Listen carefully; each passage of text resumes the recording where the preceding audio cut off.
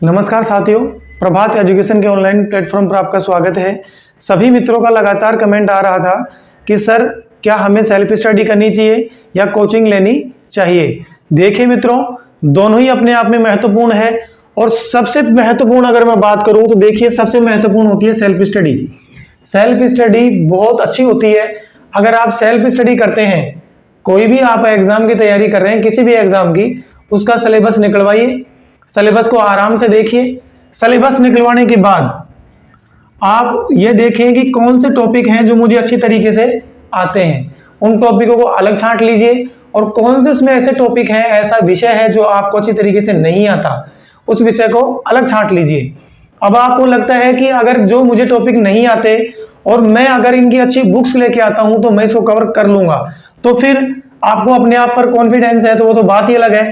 उसमें से आप महत्वपूर्ण बुक्स लेके आ जाइए और उन बुक्स के माध्यम ऑथेंटिक बुक पढ़िए, ऑथेंटिक बुक पढ़िए। गाइड पढ़ी जाती है लास्ट में, अंतिम समय में, तो पहले आप ऑथेंटिक बुक लेके आइए, उन बुकों से उनको क्लियर करने की कोशिश करें। आपको लगता है कि मैं इसको क्लियर कर लूंगा तो बहुत अच्छी बात है। सेल्फ स्टडी बहुत अच्छी होती है मित्रों। सेल्फ स्टडी के लिए आप क्या कर सकते हैं, सेल्फ स्टडी के लिए अच्छी अच्छी बुक्स लेके आओ, अपने आप को एक कमरे में सेट कर लो, उसमें सिर्फ आपके अलावा, आपकी बुक्स के अलावा और अन्य कोई साधन नहीं होना चाहिए।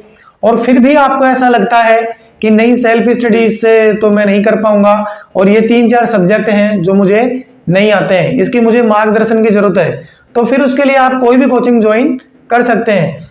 सर पूरे विषय की कोचिंग करें क्या? नहीं कर सकते आप भाई। अगर मान लो किसी भी एग्जाम की आप तैयारी कर रहे हैं, जैसे मान लीजिए कि आप रीट की एग्जाम की तैयारी कर रहे हैं, या फिर किसी भी मान लीजिए आप सेकंड ग्रेड की तैयारी कर रहे हैं, या फिर आप ये मान लीजिए कि आप फर्स्ट ग्रेड की तैयारी कर रहे हैं, कोई भी एग्जाम की तैयारी कर रहे हैं, मैं सिर्फ आपको एग्जाम्पल दे रहा हूं।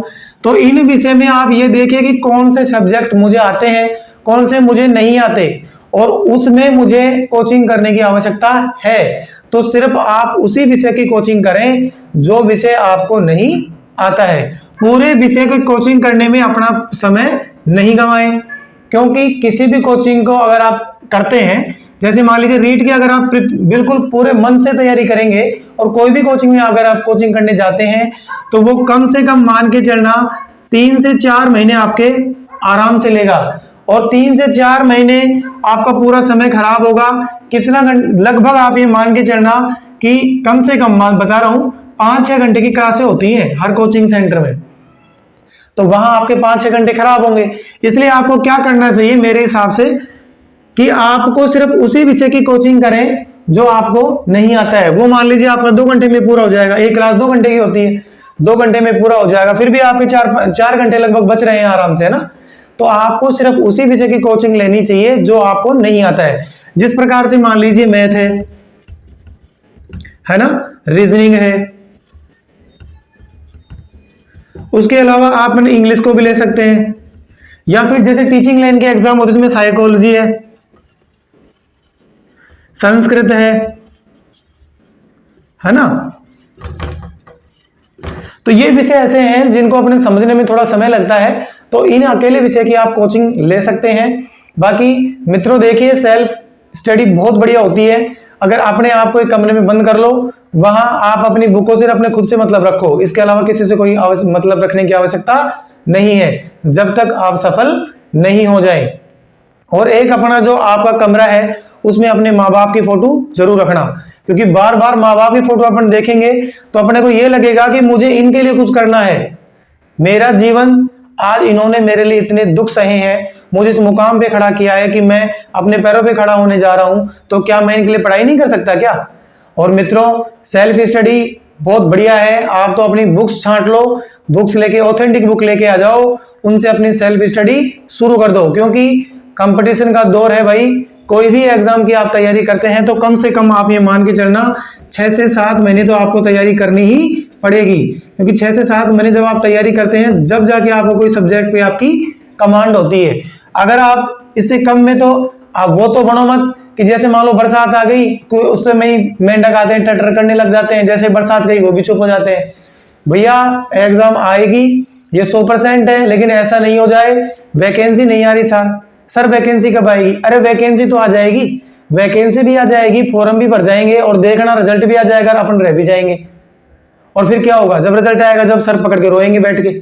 इसलिए भैया मेरा कहना यही है कि आप अभी से ही अपनी जिस भी विषय की आप तैयारी करें, जिस भी रिक्वायरमेंट आपको जो तैयारी करनी है उसकी तैयारी करें, लेकिन मैं तो ये मानता हूं कि आप अभी से उसमें अपने जी जान से जुट जाइए, अगर आपको सफल होना है जब तो।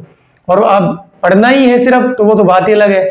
इसलिए देखो, लास्ट में इतना ही कहना चाहूंगा कि सेल्फ स्टडी को आप प्रायोरिटी दे सकते हैं, प्राथमिकता तो आप सेल्फ स्टडी को ही दें। सेल्फ स्टडी के इसका कोई ऑप्शन होता ही नहीं, आप ये मान के चलो प्राथमिकता इसी को दें। लेकिन आपको लगता है कि सर मुझे कुछ टॉपिक समझ में नहीं आ रहे, तो फिर आप कोचिंग कर सकते हैं। और मैं तो ये मानता हूं भाई, कोचिंग की जरूरत कहां से हो गई। आज देखिए मित्रों, मैं एक ऐसे परिवार से बिलोंग कर सकता हूं कि मेरे सेटअप के हिसाब से, पता है आपको लग रहा होगा कि मैं किस हिसाब से सेटअप कर रखा हूं, तो मेरे माँ बाप मेरे लिए इतना अफोर्ड नहीं कर सकते। तो मैं मानता हूं कि कुछ ऐसे ही बच्चे, कुछ क्या बहुत सारे बच्चे होंगे, तो उनके लिए मैं आपको बता दूं कि YouTube पर इतना कंटेंट भरा पड़ा है कि आप जो टॉपिक आपको समझ में नहीं आता, उस टॉपिक का नाम आप डाल दो YouTube पे और YouTube पे उसको सर्च कीजिए, आपको बहुत सारे टीचर मिल जाएंगे जो उस टॉपिक को बहुत आसान भाषा में पढ़ा रहे हैं। तो आप उनको फॉलो करें, फ्री में कंटेंट मिल रहा है, पैसे खर्च करने की जरूरत कहां से है। ये तो एक पूरा, भाई आप कोचिंग करेंगे तो वो तो टीचर अवेलेबल करवाते हैं, तो पैसे लेंगे ही लेंगे। तो देखो मित्रों, मैं तो यही कहूंगा सेल्फ स्टडी की तरफ ज्यादा ध्यान देना। और अगर आपको लगता है कि सर हमें तो सेल्फ स्टडी से पता ही नहीं चल रहा, समझ में नहीं आ रहा है, तो फिर आप कोचिंग की तरफ जा सकते हैं। दूसरी बात, आप ये मानते हैं, देखिए पढ़ने का घर पे पढ़ाई नहीं होती है, इसलिए मैं ये बताऊंगा आपको कि आप अपने आसपास कोई कोचिंग ज्वाइन कर ले, वो लाइब्रेरी ज्वाइनिंग कर ले और लाइब्रेरी में जाकर आप वहां अपना पूरा समय बिताएं। बीच में सिर्फ खाना खाने आए, रात को भी वहीं अपना समय बिताएं। और मैं ये सुबह मैंने एक वीडियो डालती टाइम टेबल कैसे बनाए, आप उसको देख लेना। मैं गारंटी के साथ आपको कह सकता हूं 6-7 महीने आप 10 से 12 घंटे पढ़ लो और इसके बाद आपको सफलता अवश्य नहीं, मैं ये मानूंगा 101% आपको सफलता मिलेगी। 101% आपको सफलता मिलेगी मित्रों, कोई रोक ही नहीं सकता है आपको। क्यों? क्योंकि हमने तैयारी करी है। तैयारी जब हम करते हैं तो परीक्षा के समय हमें घबराहट नहीं होती है, हमारे अंदर जो है वो ऑटोमेटिकली ही कॉन्फिडेंस आना शुरू हो जाता है। अरे देख लेंगे पेपर क्या होगा, जब देखेंगे एग्जाम आ जाएगी तो कर देंगे पेपर को। अगर आपने तैयारी नहीं करी है तो एग्जाम टाइम में चाहे आप कितने धुरंधर हो, एग्जाम टाइम में आपको अपने आप ही घबराहट होना शुरू हो जाएगी। तो मित्रों, ये आज की कुछ बात थी।